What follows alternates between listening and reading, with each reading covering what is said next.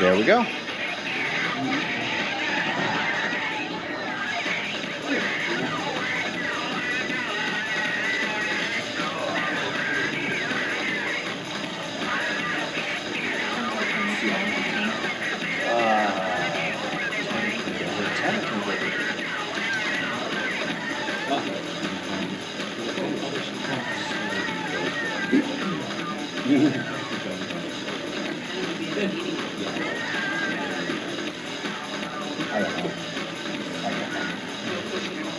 I know.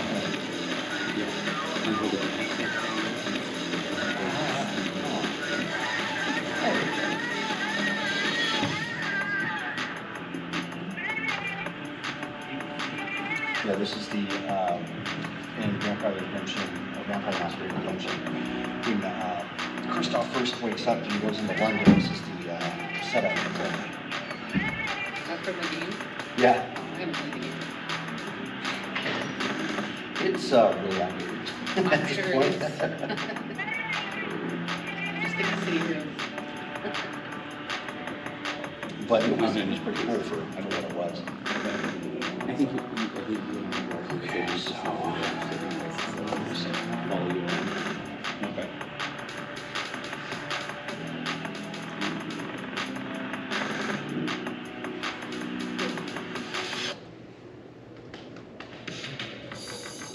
This is one of our songs from Cyberpunk. Oh yeah, that's good enough. No, it's actually. Oh really?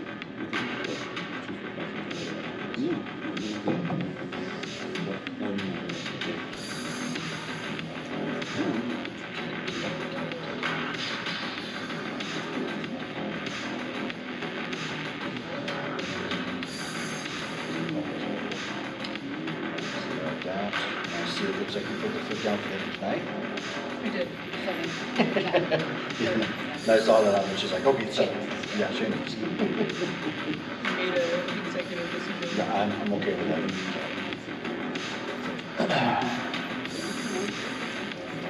Yep, so it is time to go ahead and kill you.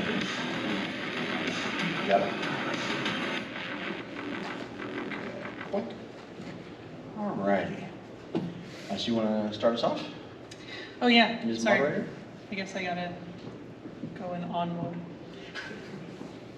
Okay, so welcome everybody. First panel of the con. Woohoo! Kudos for being here early. Yeah. Thanks for not leaving us with an empty room. Yeah. We had very I high mean, expectations, apparently. Wow. Yeah, at Fan Fusion, we had a room that was like half this, so it was like, okay, we could kind of do this. So, I mean, one of our panels got almost half full. I'm like, that's great, that looks great. We get here and it's like, oh, Lordy, this is big. So we are Lost Tribes Gaming. We are just a normal, regular gaming group. We stream our games on Twitch.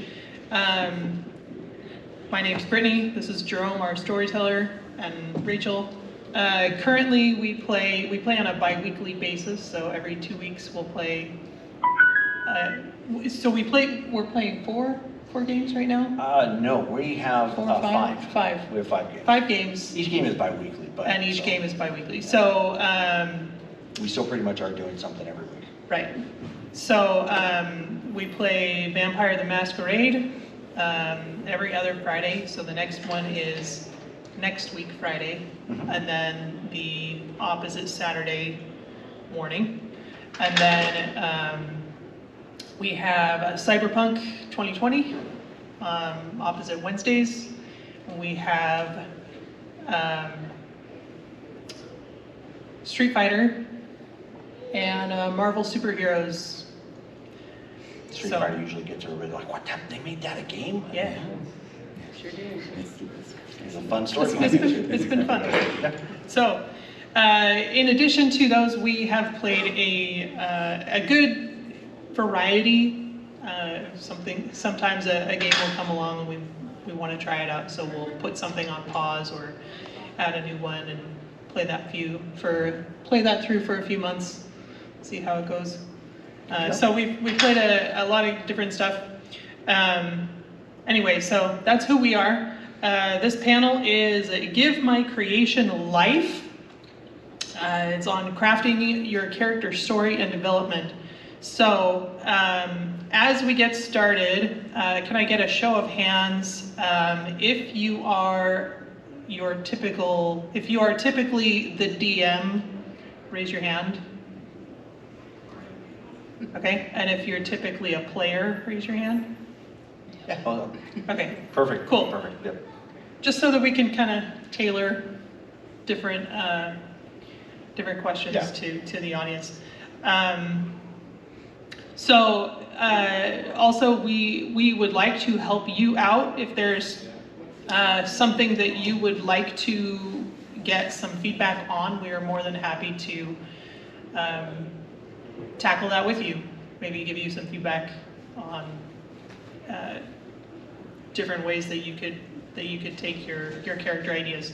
So Yeah, the idea, it's a system generic. So I mean, if you have a character in another game, it could be D&D, it could be Vampire, it could be Star Wars, whatever it is, and you have an idea or maybe you're stuck, that's one of the ideas we had with this panel. It's like we wanted to talk about like how to generate ideas, how to maybe look and hunt down ideas, how to come up with something, from scratch, or how to take bits and pieces or whatnot. So that's kind of what the focus is. So we've got some light topics, but the idea was obviously too, it's like if you guys had feedback or something you wanted to talk about, we wanted to throw the ball back in your guys' court too, to chat about. So hopefully it'll be interactive. So do we want to do Q&A as we go, or do you want to leave time for Q&A at the end? Probably at the end, but we can just kind of So gloss we'll do over a like- little bit. Halfway, Yeah. maybe? I did like how you introduced us. It was very Jackie Daytona. Yeah, So- regular human players Jackie Daytona, regular human player. that are secretly vampires. Yeah, that are secret vampires.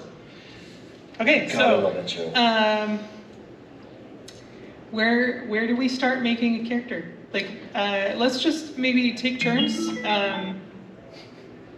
as the speaker turns off. Turn it off. Or something, yeah. Let's maybe go down the row and just kind of talk about what each of you like to do when you are Yeah. starting a character. So as she said, my name is Jerome. I'm pretty much the all-time ST for the groups. I played very rarely, but I love storytelling, game mastering. That's my jam. Kind of a control freak. Yeah, but that being what it is, so the all-time DM out there, this is one of the reasons why I kind of came up with this topic is because that's one of the things I tackle the most. A lot of times if you want to keep the game interesting, and like from my perspective, if it's a throwaway NPC or somebody you're going to run across, okay, fine, don't really do much about it. But you never know when that one NPC is going to turn that game or that session on its ear, and he or she's going to become larger than life, or it's going to be somebody that they tap into. So I try to develop, like, what I'll try and do, depending on the game that I'm running on. I'll try and stick to elements within that genre, and I'll look at popular characters in that element. Like, for example, if any of you have been watching, Justified just recently kicked off again on Hulu and FX. If you haven't seen it, fantastic show. You can go back and watch the 6 seasons on there. They just relaunched a miniseries. The main character of that show is Raylan Givens, and he's a modern day cowboy who's actually a U.S. Marshal, and he carries himself with amazing swagger and whatnot. So I find that, like, if I'm playing maybe like a law enforcement character who's probably meant to stand out a little bit, I'm going to try and take a little bit from him, his mannerisms, how he deals with things. Sometimes, because we stream our games, so you can watch, I'll even try to get gestures or maybe slang that they use, or something that kind of keeps within that element. So you pull a lot from existing characters from other genres, not Sometimes. genres, but other stories. Yes, sometimes. And other times, what I was going for is another character which has popped up in the games that we play. His name is Killian O'Branigan, and he's this very brash, very off the cuff, but very in his own way, kind of super helpful. Irish vampire, and I drew a lot from Tommy Tiernan, the Irish comedian. If you've seen, I think he's in Dairy Girls now. I've seen a bunch of standard. I've never seen it, I just know he's in it, so. But yeah, so sometimes I'll do something like that and I'll go, okay, there's an irreverence there I can work with. I can probably factor something in there too, so. Yeah, I don't think there's anything wrong with pulling inspiration from a character that you've seen on a TV show or a particular type of show, and you enjoy the character. Like, one of my characters that I'm playing right now in Street Fighter, her name is Evie, and she is someone that he actually made up for me, but I sort of filled in the gaps on kind of how her personality traits were, and it's not easy, honestly.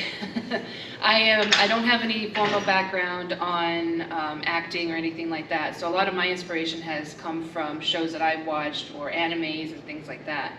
So my character Evie is kind of based on a lot of those types of things. Very almost a brash personality, but she's still very vulnerable. I also like to use pictures to start off my inspiration. So if I see a picture that I really like, I'm like, okay, what is this person telling me?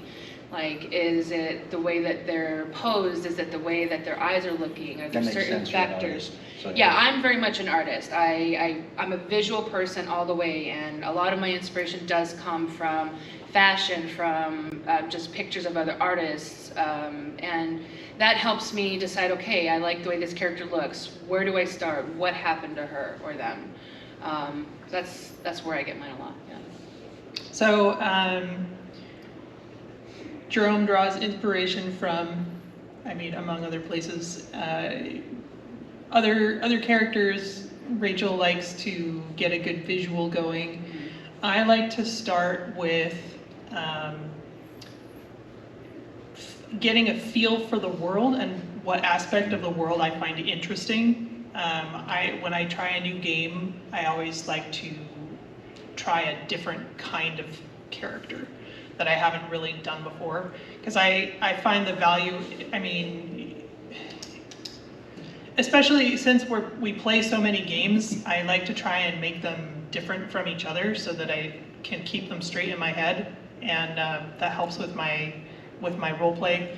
But I just like to kind of start with what is an interesting aspect of this world that could be a basis for where my character comes from, and then just kind of think about what kind of a history they would have and how that might develop them. And then I have like a concept that I can kind of spin a story around. So that's kind of where I come from when I start a new character. So That's a good point. let's see. Oh yeah, something else that I find valuable is sometimes it doesn't work out, but if you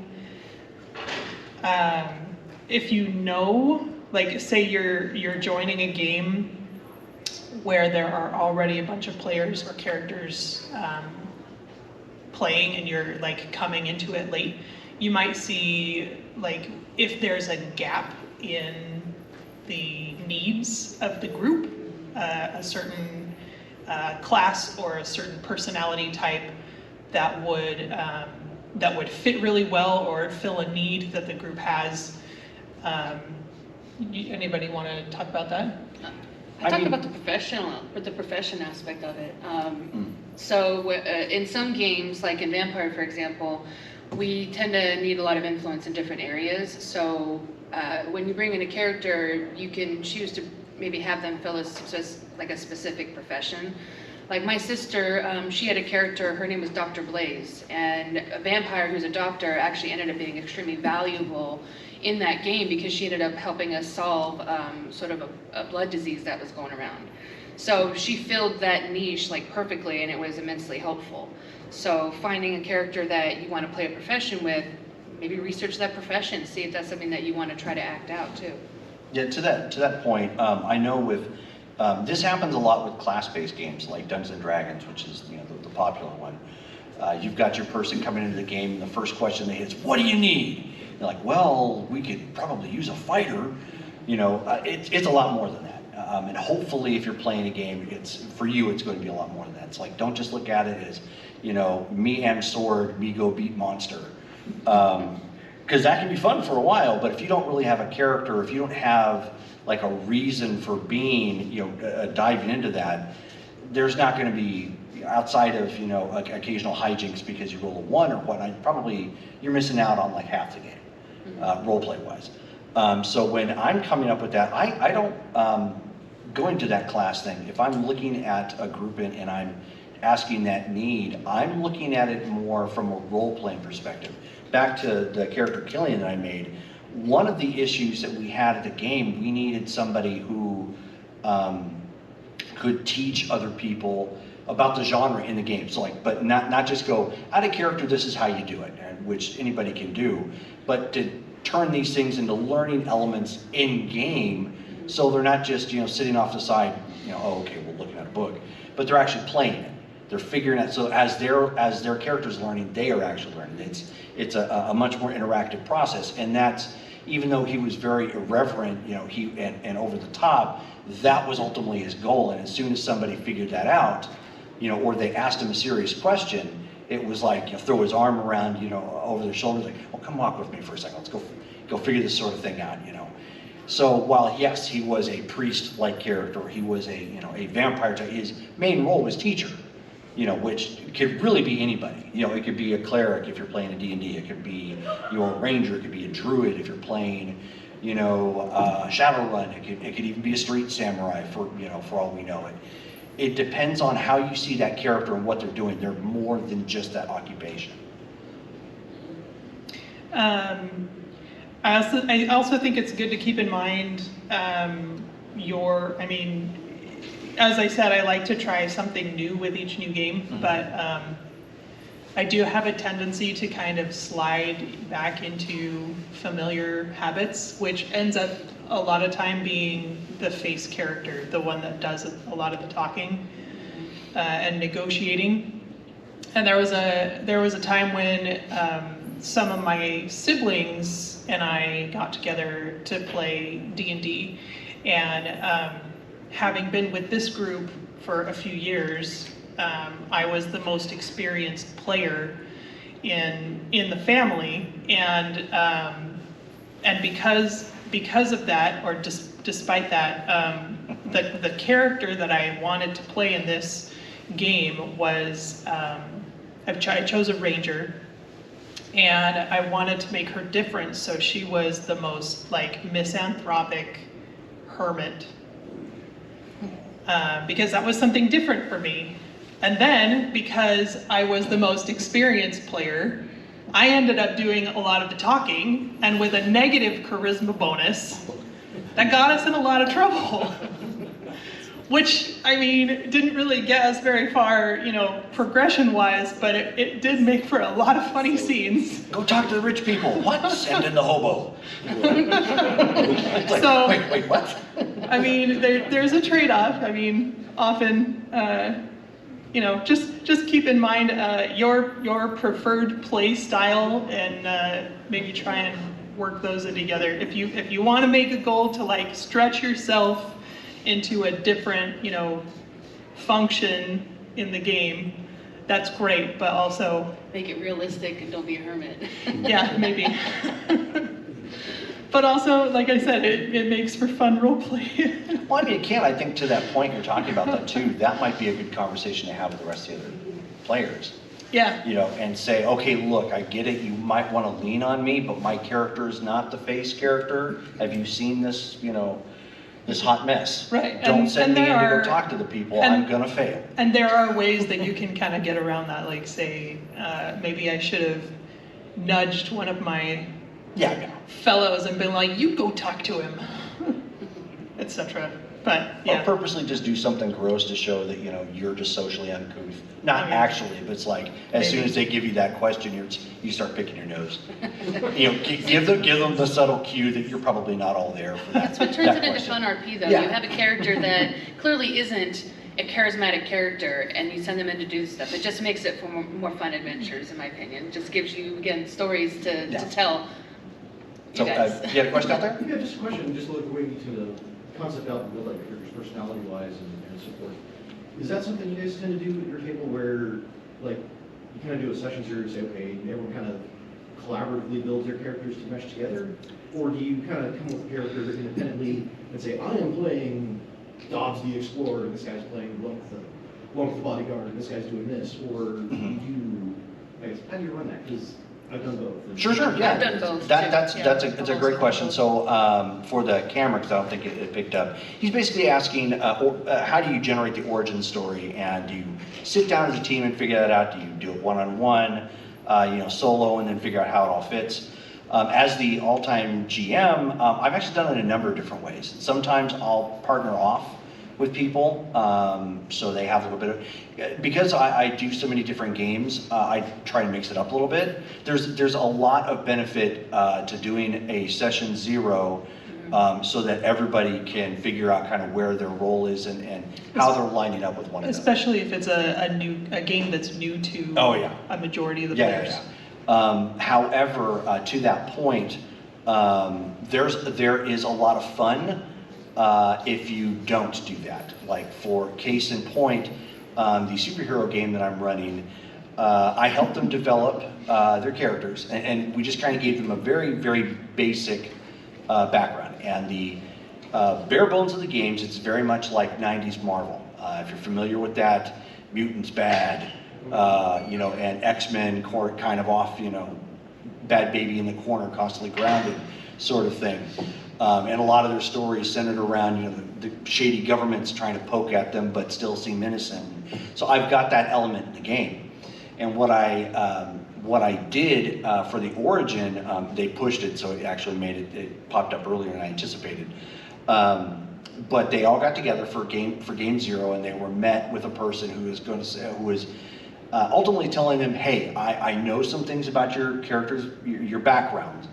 I can help you figure those out. I can help you answer those questions if you agree to help me with this. So it's like the agency there. So they've all been brought together. And they kept, I forget what led to it, but they kept pestering, you know, in character as of game 2. And come to find out, I had these separate backgrounds written for them that were tied to what they already had. And they were all, in essence, related to one another. And that was the origin. And none of them knew it. I didn't tell anybody that reveal was coming. And what it was is their father, what they realized when they started finding out, is they all had a father that had stepped out on them at some point or another in their history. And come to find out, the main hero, in essence like Superman got around. And he had all kinds of side hustles, clearly, and some of those produced children, a la the player characters.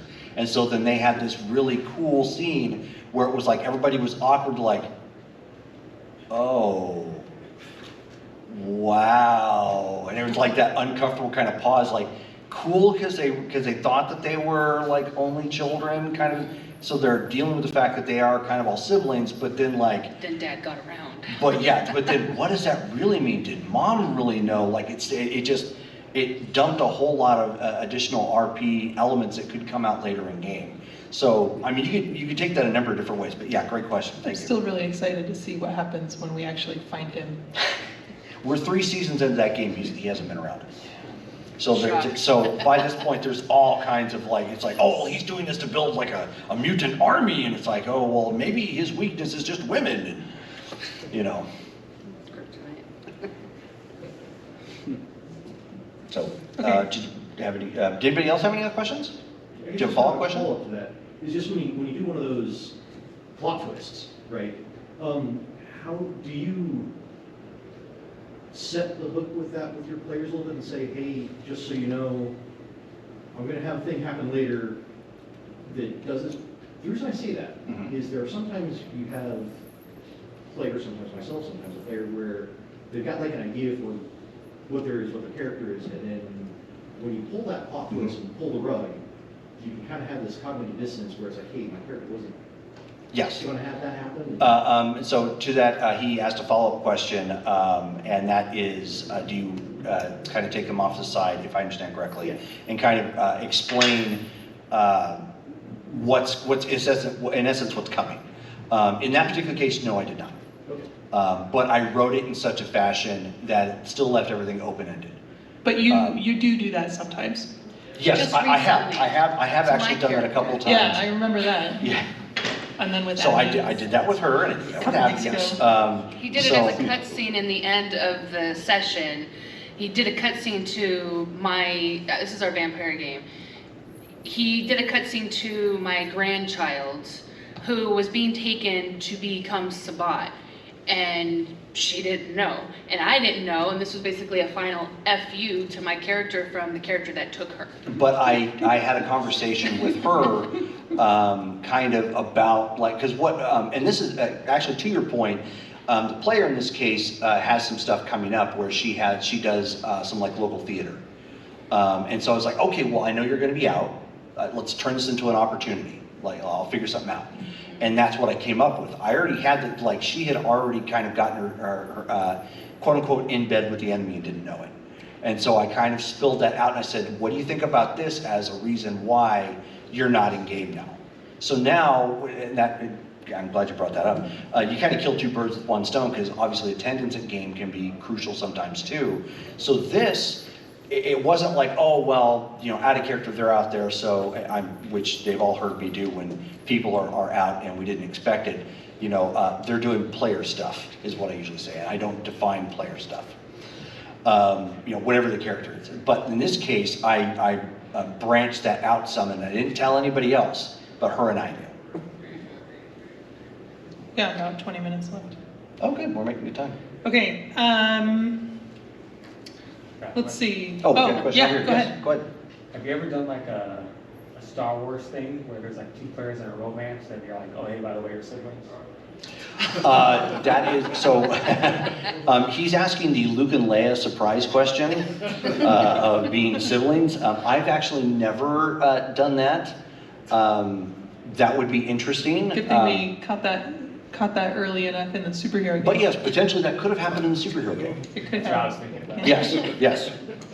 Thankfully, nobody they pushed the fact early, so nobody had a chance to develop any sort of ties of that nature or do the whole checking each other out. Oh, actually, correction. I'm glad you brought that up. I did kind of do that. One of our newer players, I'm sure she's going to watch us. Hi, Shelley. She was playing. She turns out she's kind of like our Thor character in the group, but she came from an Egyptian mythos. So she's a demigod, but from an Egyptian fashion, of course. Father got over to that universe and dilly-dally and whatnot. So when she came over, several games later, they ran into a alternate dimension, multiverse version of one of the players. His actual character's name is the Angler. He calls himself basically the wish list Aquaman. And he met, and his version he called himself Citizen Soldier. And which he didn't have any of the aquatic stuff, but he had the rest of it, all the powers are very similar. And so when he came in, he started checking her out. Because he didn't really, he's from a world that like, he doesn't know any of these people. He's like, oh, hey, how you doing? And she's all, oh, gross, I'm your sister. And he's all, what? I forgot about that. Yeah, You'll have to bring him back. He was funny. yeah. So, but I did that with an NPC in that particular case.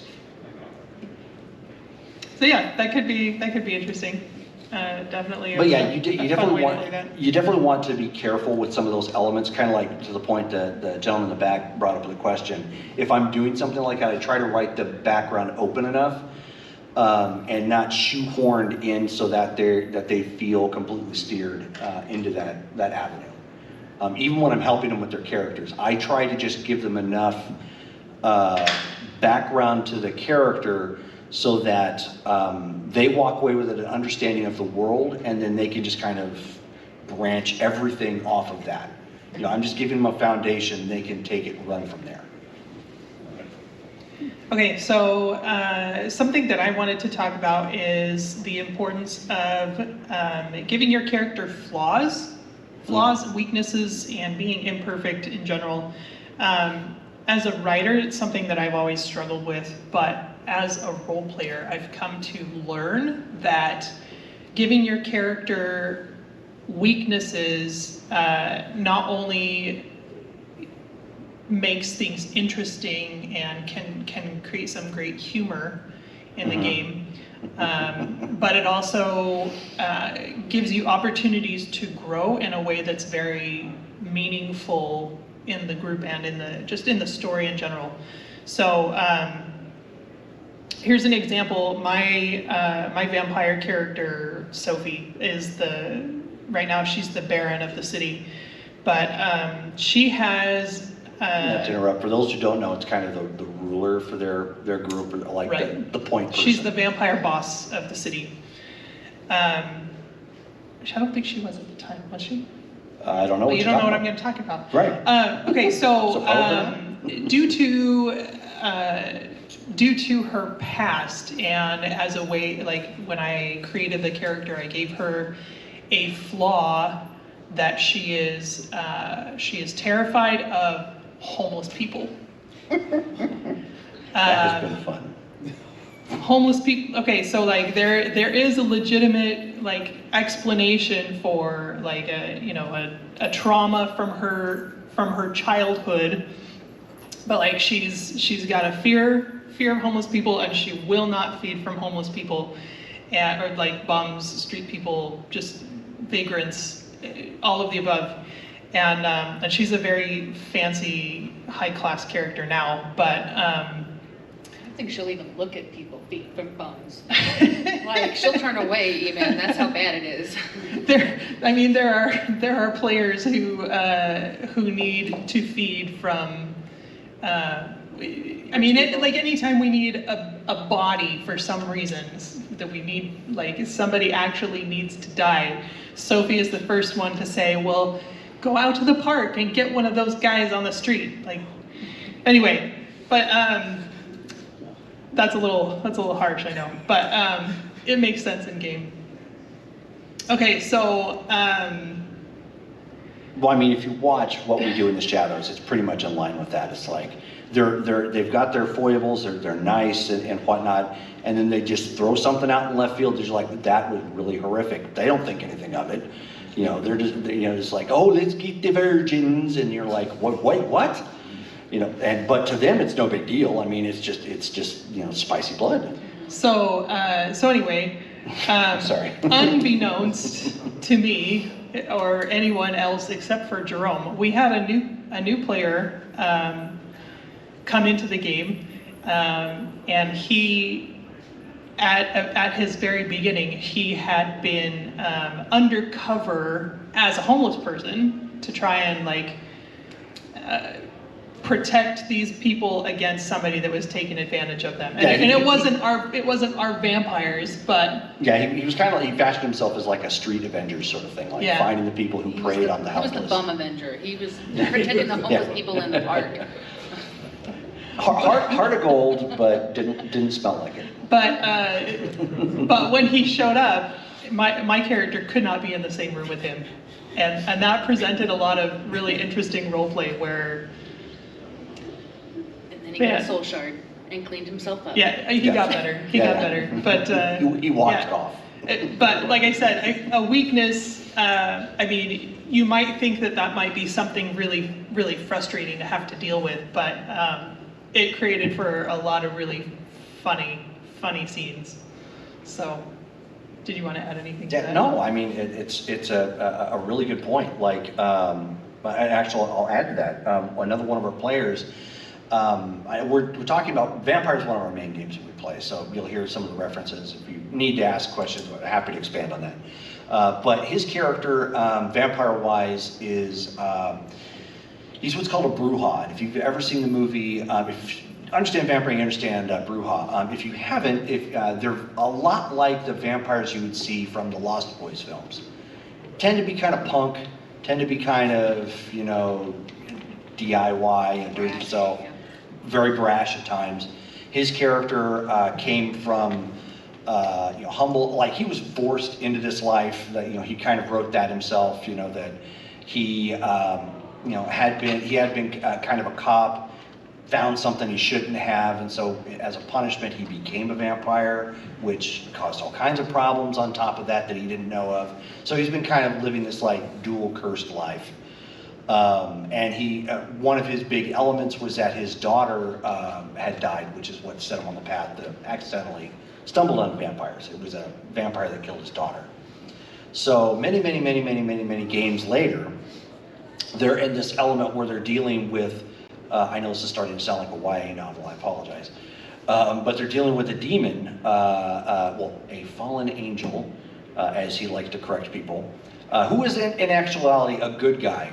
And he was trying to help them with another, essentially a demonic problem, wrap that up. So he was very leery of the whole thing. Like as soon as somebody with even an ounce of religiosity, it's like, wait a minute, if demons are real, like they really kind of gave the finger to God. You want to trust that? No, like just really railing about it. He was one of those guys, like it just didn't want to buy into it. But he ended up doing it. And at the very end, somebody had, as a surprise, they brought a recently deceased body from the morgue, and right as the scene ended, that body reanimated, came right back to life, and they found out that fallen angel had given a portion of his being to resurrect his lost daughter, and he didn't know that was coming.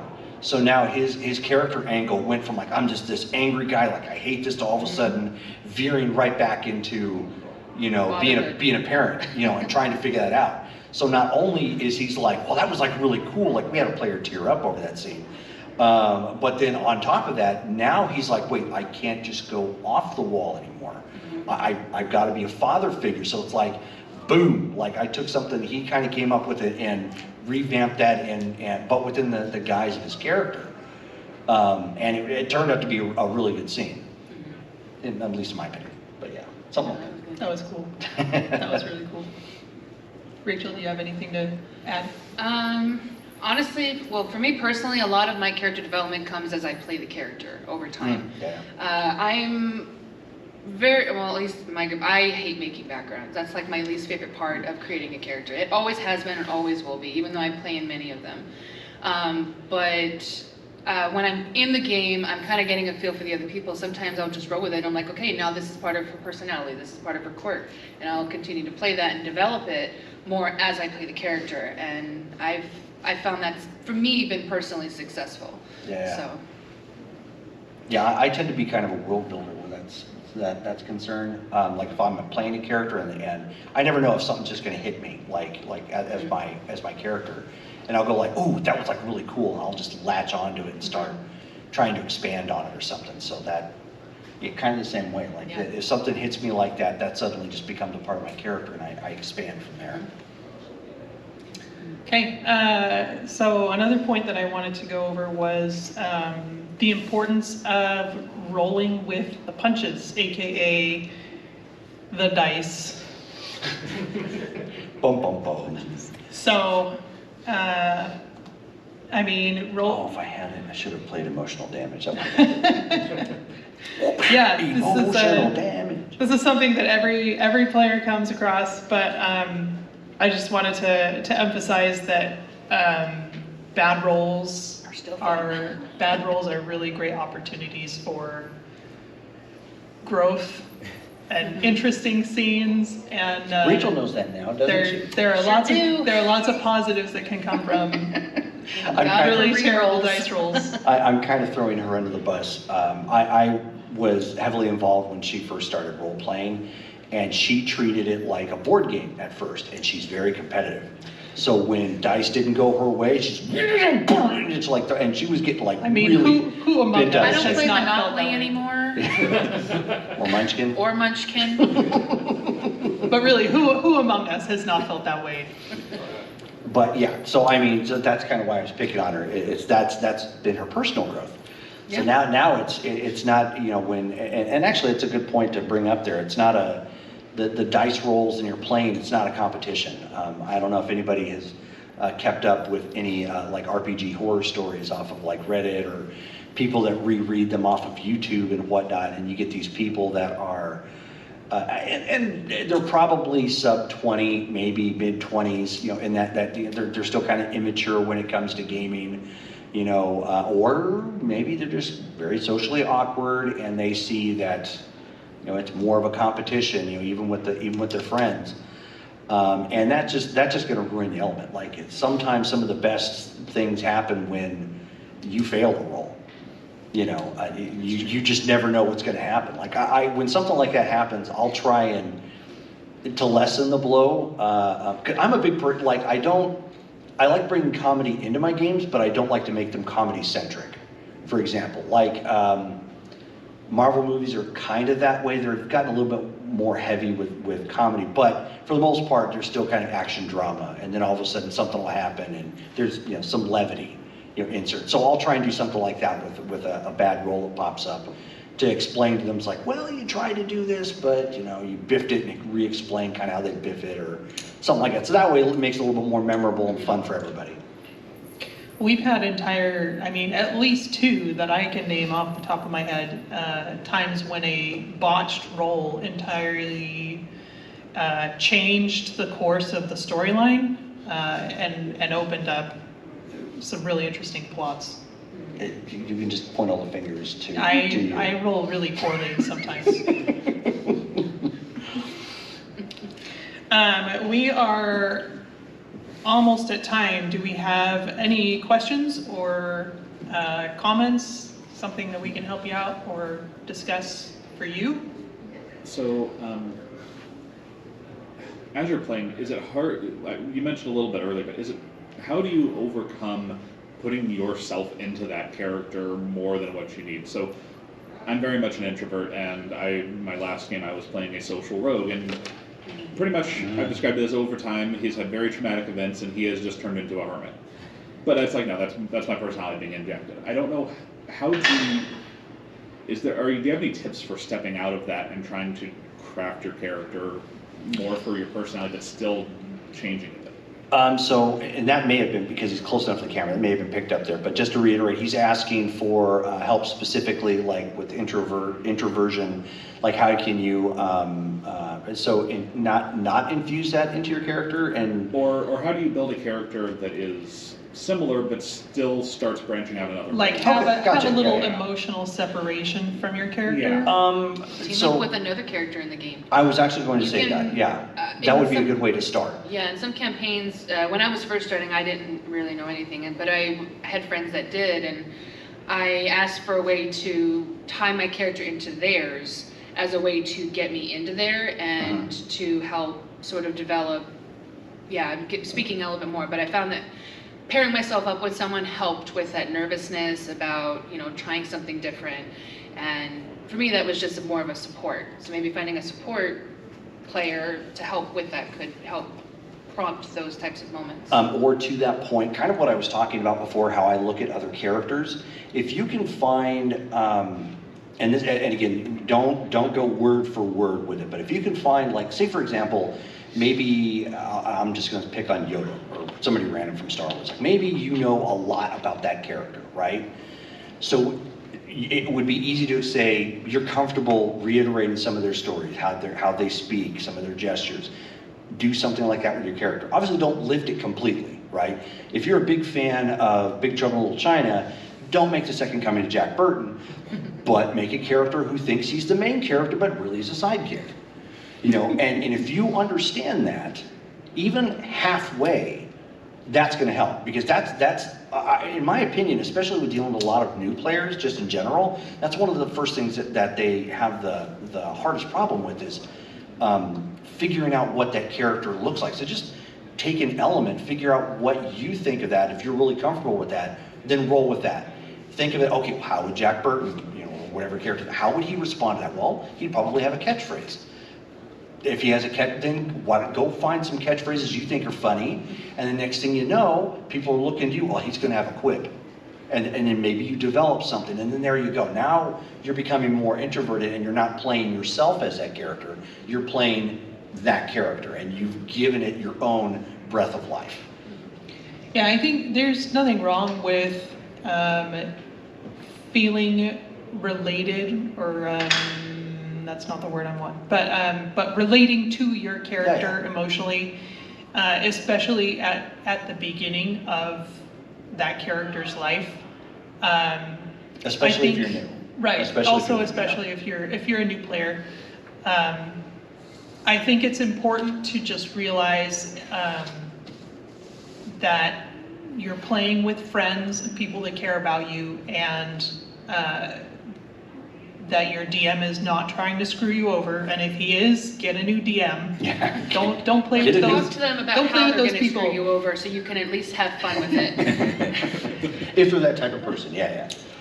And as the story progresses, I think you'll be able to focus more on the story and less on your story, and the character will kind of evolve on its own. Mm-hmm.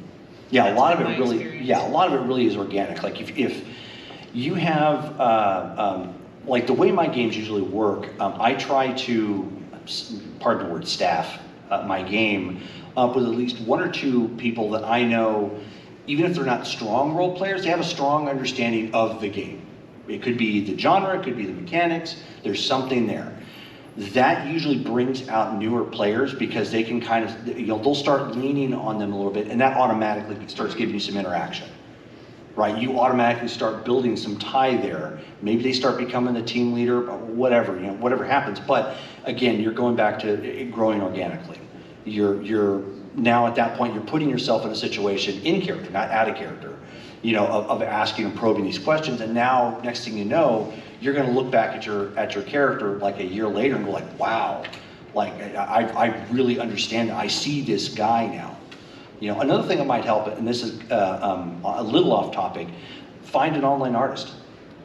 Go to like DeviantArt, go to ArtStation or something like that, and maybe talk to one of these guys and say, okay, here's what I'm seeing, and then spit it back out at you. And for me, because I am a visual person, 9 times out of 10, if I can see something like that, I can go, I've got it. I know exactly what it is I'm looking at. That is exactly what I wanted. So you mean commission somebody to draw your character the way you envision it? Yeah, and then you have something that you can anchor yourself to.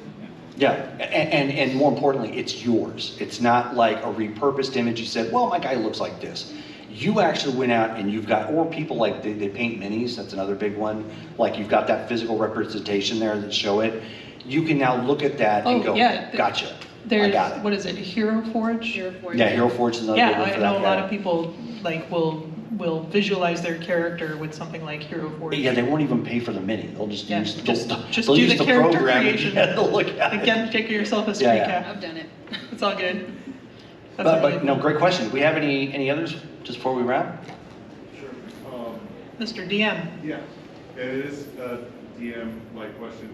So I've run into a situation where like 4 out of the 5 people at the table all want to play the, grim, dark guy, brooding, mysterious. The person. edgelords, yes. So how do you try to nudge them towards diversifying, or just kind of roll with it and go?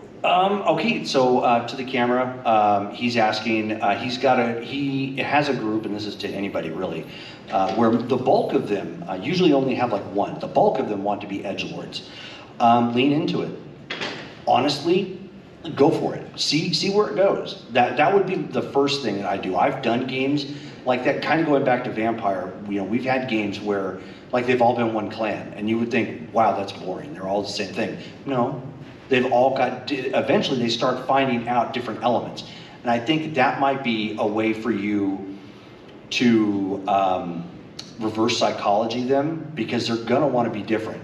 Not everybody wants to be Wolverine, They're in the midst of D&D. out grimdark each other. Yeah, well, I mean, if it In starts different getting, ways. yeah, I mean, if it starts getting gory and graphic, yeah, maybe it'd be a bad idea. But I think if you try that, you might start finding people going like, but how am I different? And maybe it starts with a piece of equipment. Maybe it starts with an NPC they like to go to. And then it's like, okay, well, maybe you have the Batman Gotham equivalent of D&D, but it works.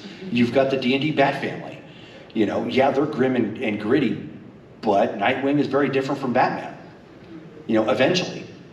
So I mean, maybe that might be something to do. That would be the first thing I would try, and then take it from there. Any other questions? Last words? Bueller. Thank you.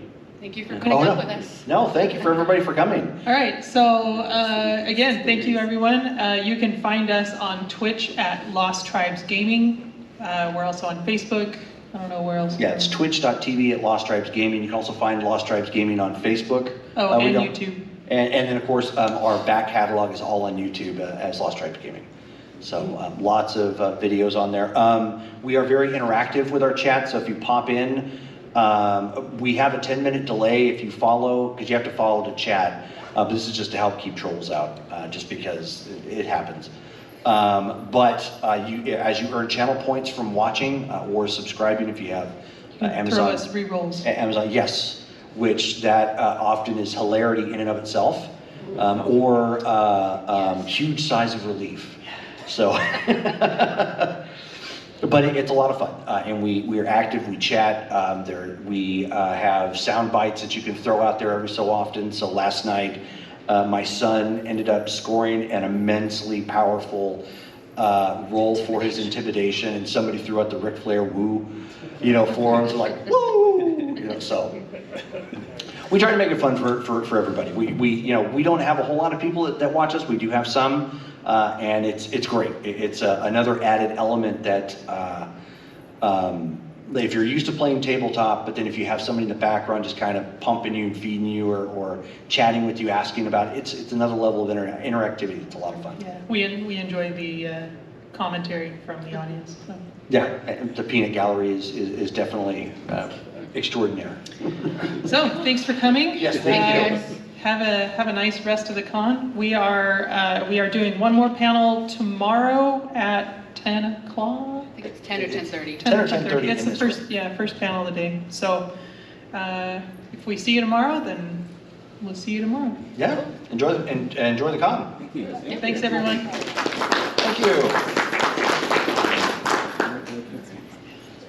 So, here goes the special effect.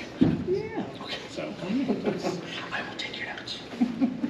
so that depends on as well as if you All right. version or not. I don't know how you're doing. Shut that down. Okay, well, you want to just Shut it down anymore. It's in Oh, that fire's terrible. Yeah, it's a 2 for. Oh, is it? Yeah. Oh. Drinking fountain water. Can you have me? Phoenix water. Yeah. What did you call it? Phoenix water. Well, yes, in general, yes. Oh, man.